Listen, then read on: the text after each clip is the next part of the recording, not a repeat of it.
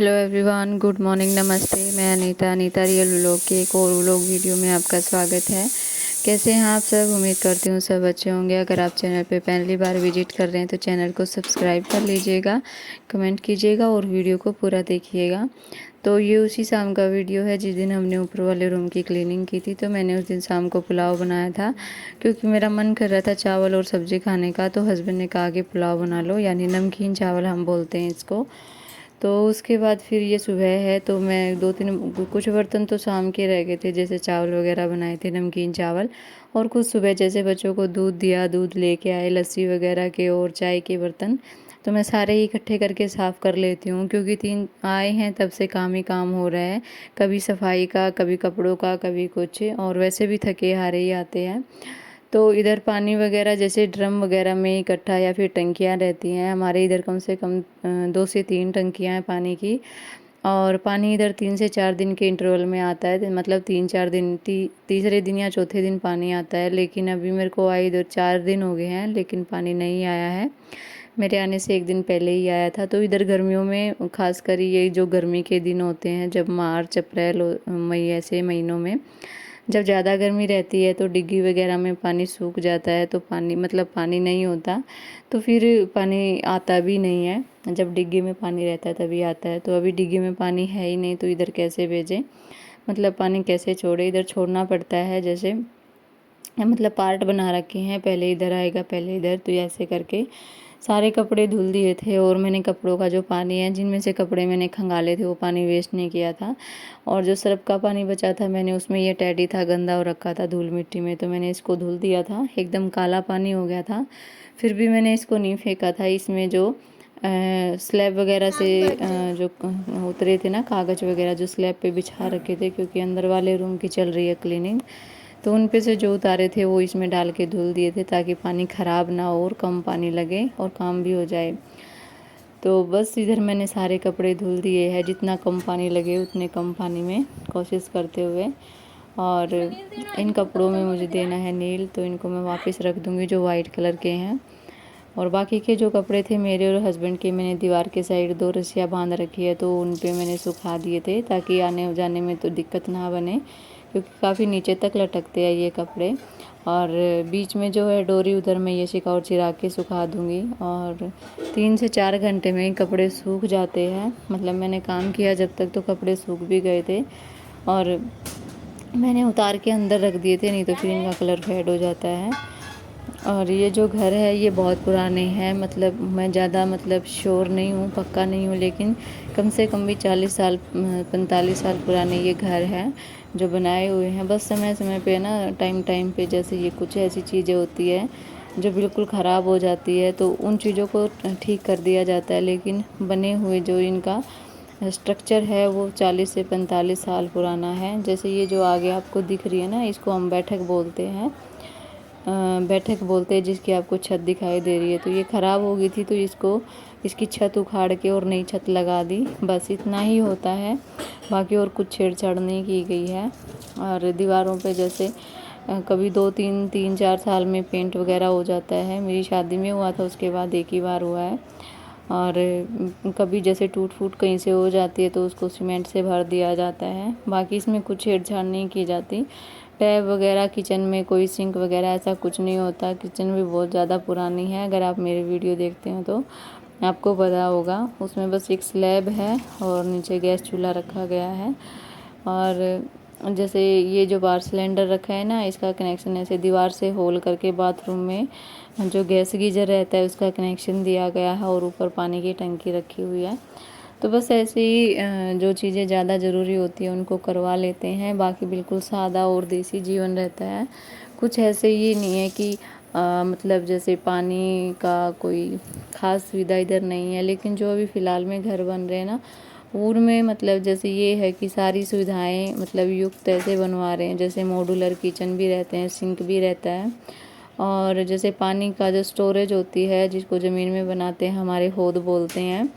और मतलब जैसे सर्दियों में पानी काफ़ी आता है, और तो उसमें स्टोर हो जाता है, क्योंकि सर्दियों में कम सूखता है पानी, गर्मियों में ज़रूरत भी ज़्यादा रहती है और पानी मिलता कम है, तो फिर वो सर्दियों वाला काम पानी गर्मियों में काफ़ी काम आता है। मतलब ख़त्म नहीं होता है, पानी टूटता नहीं है।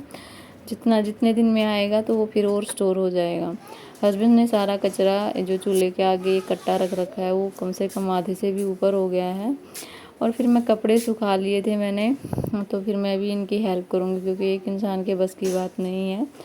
मतलब कर लेंगे, लेकिन थोड़ा सा हेल्प मैं करवा दूँगी। और कुछ चीज़ें तो ऐसी है जिनको रखने का कोई मतलब ही नहीं है, लेकिन हम फिर भी नहीं हटाते, क्योंकि मतलब जैसे सबकी अपनी अपनी सोच होती है कि वो को किस सामान को रखना चाहिए।